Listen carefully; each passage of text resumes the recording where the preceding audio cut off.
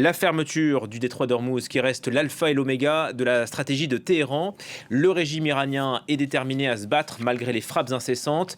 Ce mercredi, des complexes sidérurgiques dans la province d'Ispahan ont été ciblés.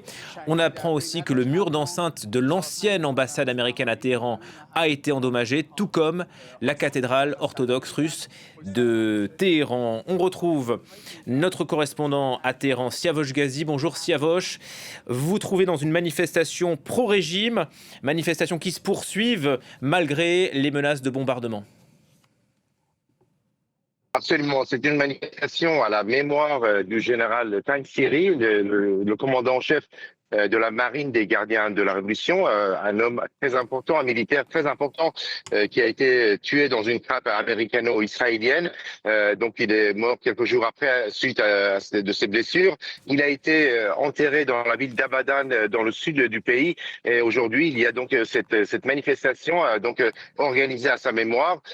Donc une nouvelle démonstration de force du pouvoir iranien pour montrer que il bénéficie du soutien, en tout cas d'une partie de la population. On entend des slogans toujours traditionnels de mort à l'Amérique, mort à Israël, mais aussi par exemple des slogans du genre le jeune Khamenei, c'est l'espoir des déshérités, parce que beaucoup espèrent qu'avec donc l'arrivée de ce nouveau guide, il y aura un changement dans la politique intérieure du pays.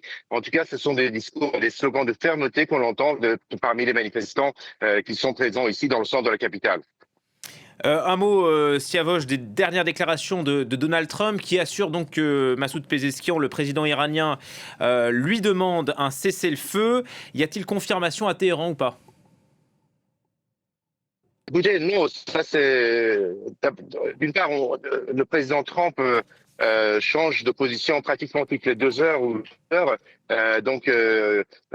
Ce genre d'affirmations ne sont pas, on semble du côté du pouvoir iranien, on se moque de ce genre de déclarations. Ce qu'on sait, c'est que c'est le ministère des Affaires étrangères, le ministre des Affaires étrangères, Abbas Araghchi, qui mène des négociations, qui est en contact et qui reçoit les différents messages de la part des Américains, soit directement de Steve Witkoff ou encore par des intermédiaires comme par exemple le Pakistan ou le Qatar.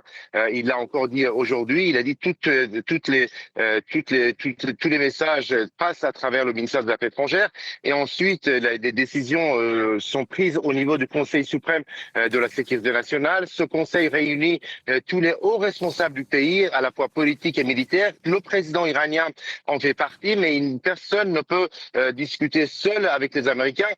Jusqu'à hier, donc les Américains et les médias israéliens disaient par exemple que c'était le président du Parlement qui menait les négociations. Une fois que ça a été donc démenti par lui-même et le ministère des Affaires étrangères, aujourd'hui ils disent que c'est le président Pezeshkian. Ce qu'il faut savoir, c'est que l'Iran estime être en position de force et avoir gagné ce conflit, avoir gagné la guerre, et donc veut imposer ses conditions, des conditions très dures, notamment avoir des réparations de guerre importantes de plusieurs milliards, plusieurs centaines de milliards de dollars de réparation de guerre de la part des États-Unis, mais aussi de la part des monarchies arabes du Golfe Persique, en particulier les Émirats et l'Arabie Saoudite, avoir des garanties qu'il n'y aura plus d'attaques contre l'Iran, que les attaques vont cesser et que dans l'avenir il n'y a pas d'autres attaques contre l'Iran. L'Iran veut préserver, c'est une condition très importante, à la fois son programme nucléaire mais aussi balistique.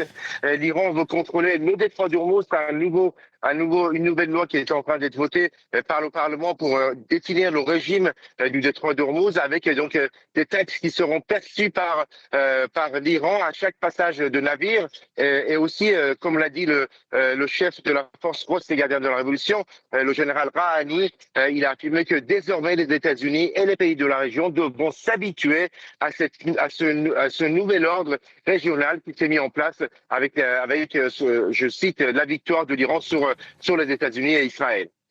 Merci Siavosh Ghazi en direct de Téhéran pour France 24.